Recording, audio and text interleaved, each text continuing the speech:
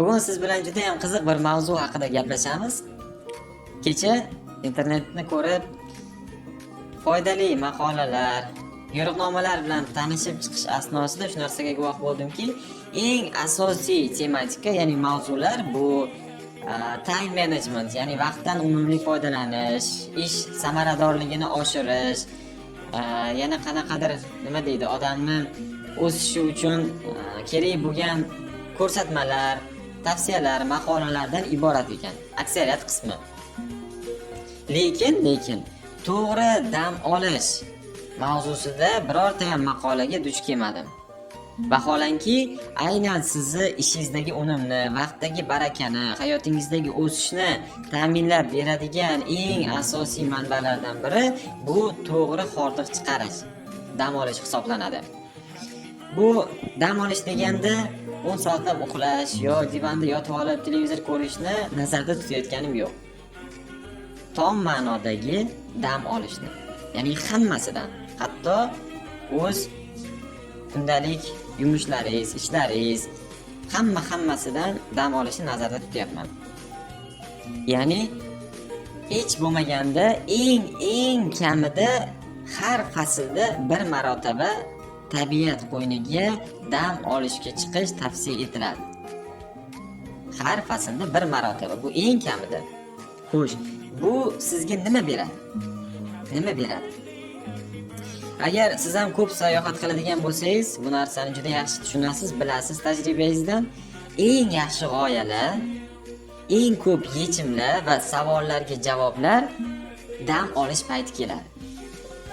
Siz zo'r berib o'ylayotgan, o'sha muammoni hal qilishga urinayotgan paytingizda emas, aksincha, hammasini tashlab dam olgan ketganingizda yoki chetdan qaraganingizda yechim kelishni boshlaydi.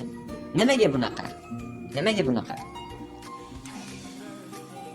Modomiki siz muammoni ichida yasharkansiz, ya'ni o'sha ishingizdagi, karyerangizdagi muammoingizni yoki oilaviy munosabatlarda qanaqadir muammoingiz bormi, o'shalarni yoki sog'liqqa oid muammolaringiz bo'ladigan bo'lsa, ularni hal qilishga siz o'sha muammoning ichida, muammolar orasida turib yechishga harakat qilasiz.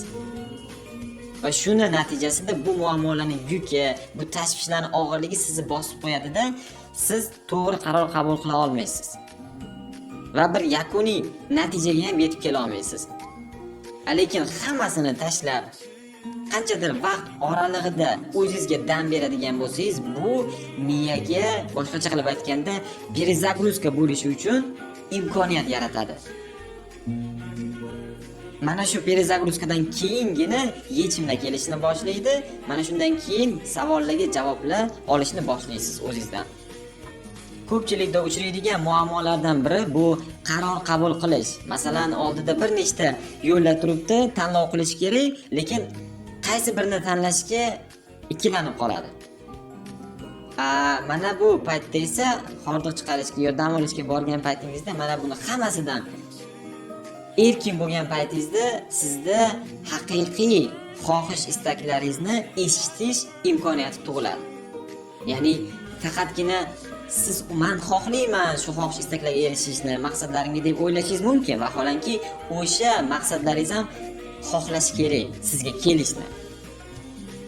Bu qachon bo'ladi? Bu qachonki o'sha maqsadlar chetdan singdirilgan emas, jamiyatda boshqalar tomonidan chiroyli qilib ko'rsatilgan, gapirilgan paytda emas, haqiqatan qalbingizdan chiqib kelayotgan paytda sodir bo'ladi.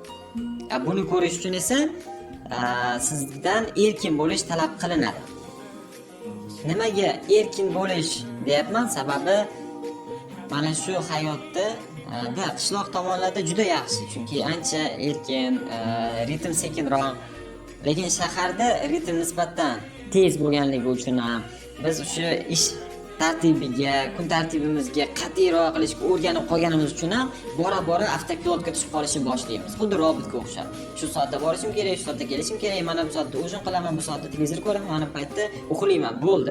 Mana shu avtopilotda yashab ketaveramiz. Lekin boya aytganimdek, yechimlar kelishi uchun, yangi g'oyalarga ega bo'lish uchun ba'zida перезагрузка qilish kerak miyani. O'chirib turish kerak hammasini. Lekin bilasizmi, shu darajada o'rganib qolamizki, mana shu kun tartibiga o'zimiz xohlamaymiz chiqishni.